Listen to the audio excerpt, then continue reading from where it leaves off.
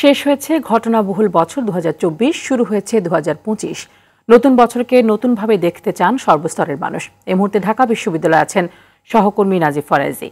নাজিব, শুরুতেই আপনাকে নতুন বছরের শুভেচ্ছা জানাচ্ছি। একটু জানাবেন যে নতুন বছরে সাধারণ মানুষের প্রত্যাশা কি, বিশেষ করে বাংলাদেশ নিয়ে তারা কি বলছেন? তানি, আপনাকে নতুন বছরের শুভেচ্ছা। আজ নতুন একটি সূর্যোদয়ের মধ্য দিয়ে নতুন একটি বছর শুরু হলো। বিগত একটি বছর চলে গেল, কালের গর্ভে হারিয়ে গিয়েছে একটি বছর, এবং নতুন বছরে মানুষের মনে নানান ধরনের প্রত্যাশা রয়েছে।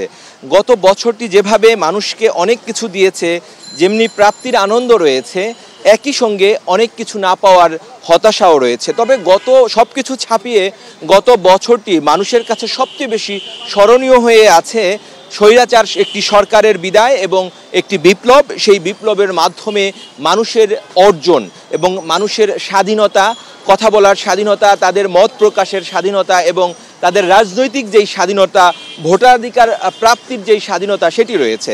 তো নতুন এই বছরটিতে যেই ২৪-২০০০ সাল যেটি হারিয়ে গিয়েছে কালের গর্ভে, এবং ২৫ যেই সাল যেটি এসেছে মানুষের দুয়ারে, সেই সালটিতে মানুষের কি প্রত্যাশা রয়েছে। আমি এখন ঢাকা বিশ্ববিদ্যালয়ের টিএসসিতে রয়েছি। এখানে নানান শ্রেণী পেশার মানুষ রয়েছে। আমার সামনেই রয়েছে একজন নিম্ন আয়ের মানুষ। তার কাছ থেকে জানতে চাইব যে আপনার কাছে নতুন এই বছরটিতে কি প্রত্যাশা, আপনি কি চান এই বছরে আপনার কি অর্জন হোক? আমি চাই নতুন করে বছর আছে খুশি আনন্দ, এবং ভালোভাবে চলতে পারি, ভালোভাবে খাইতে পারি, এই আগে আমার খুশি আনন্দ। ধন্যবাদ আপনাকে। এখানে আরও একজন রয়েছেন, আমরা নিম্ন আয়ের মানুষ। তার কাছ থেকে জানতে চাইব আপনি এই নতুন যেই বছরটি, সেই বছরটিতে কি প্রত্যাশা করেন? আমি নতুন বছরে দেখা যায় যেন আমি যদি খাইলে ভালো থাকতে পারি, প্রত্যাশার এইটা। আর মনে করেন দেশের জন্য যদি সব উন্নতি হয়ে যায়, এইটা আমি চাই, মনে করি দেশের সব কিছু উন্নতি যদি হয় তা এটা আমার কাছে ভালো লাগবো। আর আমরা গরিব মানুষ, আমরা খেতে খাটি, খেতে একদিন আনি একদিন খাই, একদিনই করতে পারি না, আনিয়া খাইতে পারি না।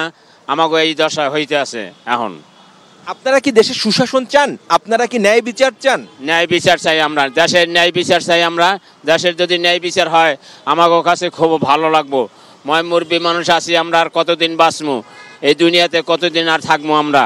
ধন্যবাদ আপনাকে। আমরা আরও একজন শিক্ষার্থীকে পেয়েছি, এখানে আছেন।